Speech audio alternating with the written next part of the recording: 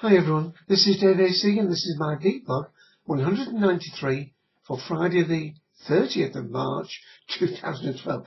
But I'm running out of excuses. It's already Saturday the 31st, so one day late I'm afraid. But looking on the bright side, I've already had one person, thank you Kerry, saying, "Hey Dave, where's your vblog?" Well, more about Kerry in a moment. It's my vlog under 15 minutes, wine at the end, no classical music and no DVD today, because I've got quite a lot of links I want to tell you about, because the strapline for today's show is podcast and pages and a wine named after a sailboat. Well, let's talk about those podcasts. Well, the Gallifreyan Embassy, Doctor Who Podshock, no new episode up this week. Lewis has put up a link to the latest, the new season 2012 teaser trailer. Yes, that's season 7. And of course you can probably find it on YouTube, but there it is, all ready for you to click on podshock.net. Well, the Cultum Collective have been busy. We have been taking a little bit of a break from our commentaries. Remember, we finished Life on Mars. What I've been doing, by the way, in mid-week on the Cultum Twitter feed, which is just Cultum, I've been putting up in the middle of the week links to back catalogue episodes. In fact, the one I put up this one on Twitter was to episode 2 about Star Trek Voyager. Hope you give that a listen. It still sounds not too bad to say we did it, over 2 years ago.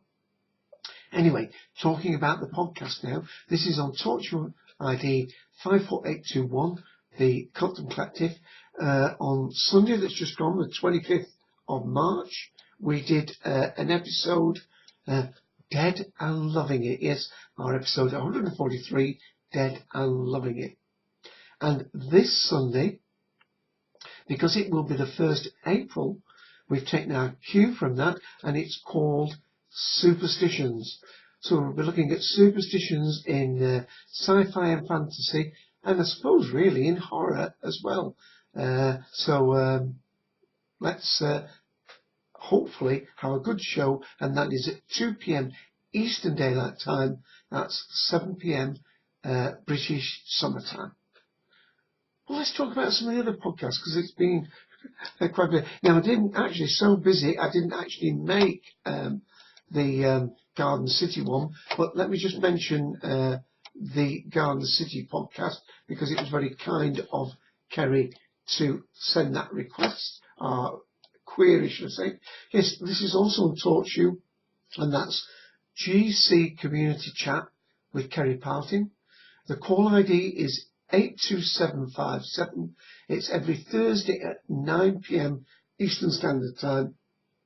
And he has a lot of good guests on from the local community, and it's always an interesting chat.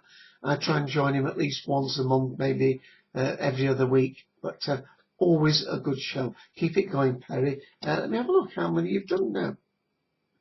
93, so it's coming up to 100 episodes. That's come quick. The podcast I was on last night, which I'm blaming for being late today, of course, is the Friday night trivia quiz. The Friday night trivia quiz, and that is on Mike Randall Thor's podcast. And I'm looking for the, where's it gone? I've got it here somewhere. There we go. It's Radio Free Camelin, also on TalkShoe, TalkShoe ID 72402. And that is on Friday nights at the normal time is 9 p.m. Eastern Daylight Time, and he has a guest host most weeks. It was Darth Skeptical asking the questions last night, and whoever won, not going to say who it was, will be asking the questions on the next one, which will be on the 4th of April. And one more shout out, because since I'm doing this on Saturday, another call I go on, which actually is a fortnightly call. That means every other week on TalkShoe. It's Talking Twilight Zone, and the call ID for that is 68228. 2 weeks ago, we were talking about from the 3rd series, the great episode, It's a Good Life. This week, perhaps not as well known an episode, it's called Death Heads Revisited. So that's on TalkShoe at 6 p.m. Eastern Daylight Time. So hope you give that a listen. Well, that's the podcast done. What about pages? Well, two things really about pages. One, and Kerry will be interested in this, if you have a Facebook page, not your own personal profile page, but you've set up a page like Kerry has for his community chat and I have for my Big and Fruity Wine podcast. Oh yeah, Big and Fruity Wine podcast every Tuesday at 5 p.m. Eastern Daylight Time, and that is TalkShoe ID 112272. More about that in a minute. They have gone to the new profile lot. So that's that. But also, I was having issues trying to start a page on Google Plus. And I think what I was doing wrong, I think I was trying to start a commercial one rather than a fan one. Anyway, after a query from Randalo, thank you Randalo, I've actually managed to now create. So if you are a Google Plus user, please consider following, and I've missed the out for this, Big and Fruity Wine Podcast. Just in your page, your profile page, do a search, Big and Fruity Wine Podcast, and click on that follow button. And I'm just starting to populate that now with videos and photos and links to, of course, the blog. The wine blog for Big and Fruity is bigandfruity.wordpress.com. Oh, and there's a new page now, I think I mentioned it last week, where I'm putting up more of the wine videos. So that's bigandfruity.wordpress.com/wine-videos. So an awful lot of things there. So really trying to create this this page, and of course I've also been working on what's called a wine talk hub. That's talkshoesupport.com/wine talk hub. Remember, I should declare that I do work part-time for TalkShoe, and I have mentioned quite a lot of podcasts that aren't featured on TalkShoe. But I am there mostly as an enthusiast of podcasts, either taking part or actually hosting one. So I'm not trying to promote the site in that sense. It's just that it's where I hang out a lot. Well, what's the time? Nearly 7.5 minutes, just over. Well, just a couple of other pieces of news. As I said, no music or DVD today, although I do have the wine ready and waiting. And that is a couple of things. Sony PlayStation, the PlayStation 3, are going to have another upgrade to the faculties of what their software will do.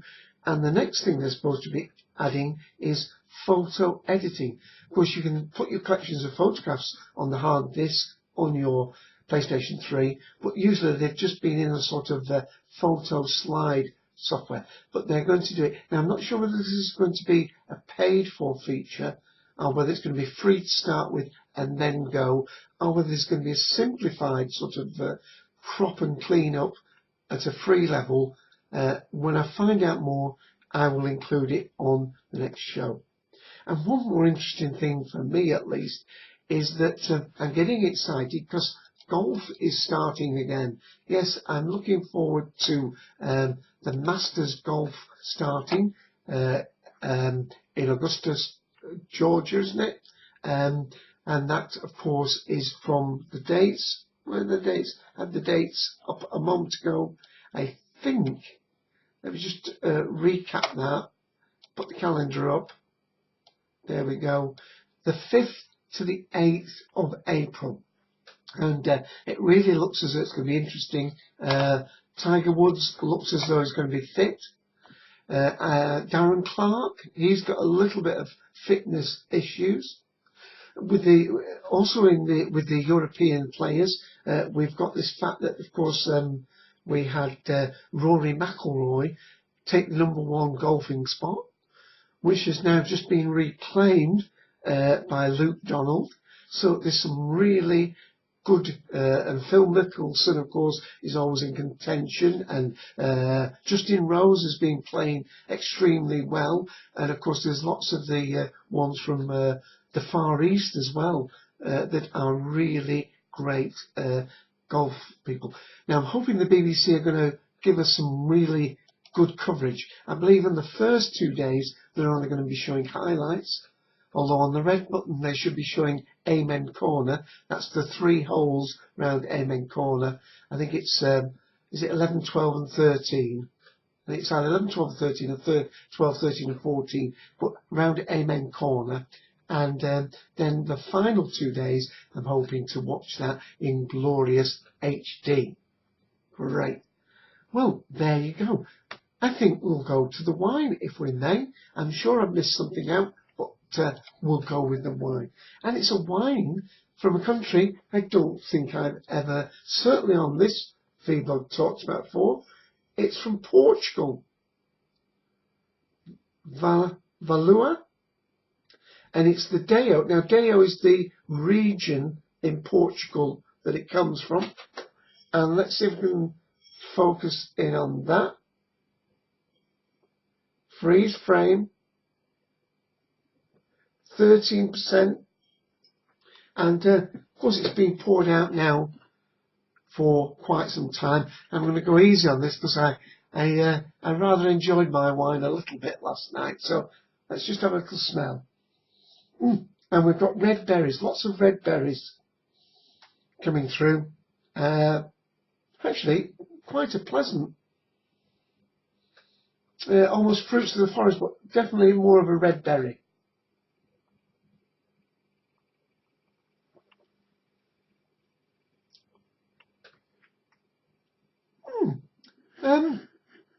No tannins coming through on that. Let me have another taste.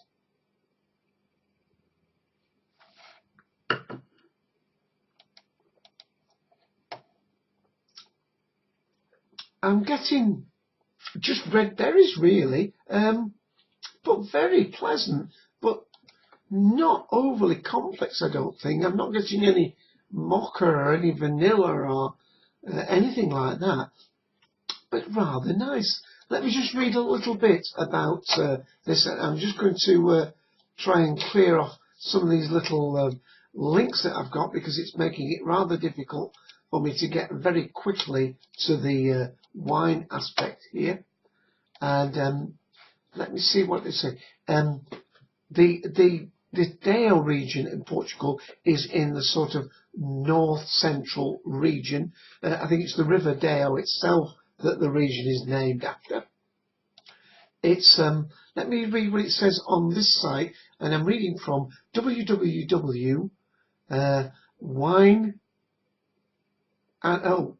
wineanorak.com. Deo is sometimes likened to Portugal's Burgundy, but it's not because of any physical similarity between the regions, it's because of the style of wine. Like Burgundy, a good Deo doesn't rely on power for its effect, but instead aims at subtlety and finesse, a cause helped by the good natural acidity of the grapes. Now, they don't use the big, well-known grapes here. It goes on to say here, you won't find international superstar grape varieties like Cabernet Sauvignon and Merlot here. One of the unique selling points of most Portuguese wines is their reliance on indigenous varieties. And again, I'm going to mangle if I try and do the names of some of these grapes. All I'm going to suggest you do is you go and check out www.wineanorak.com and look for the Deo 1-overview link. And I'm just going to have one more taste, and then we'll have to wrap up.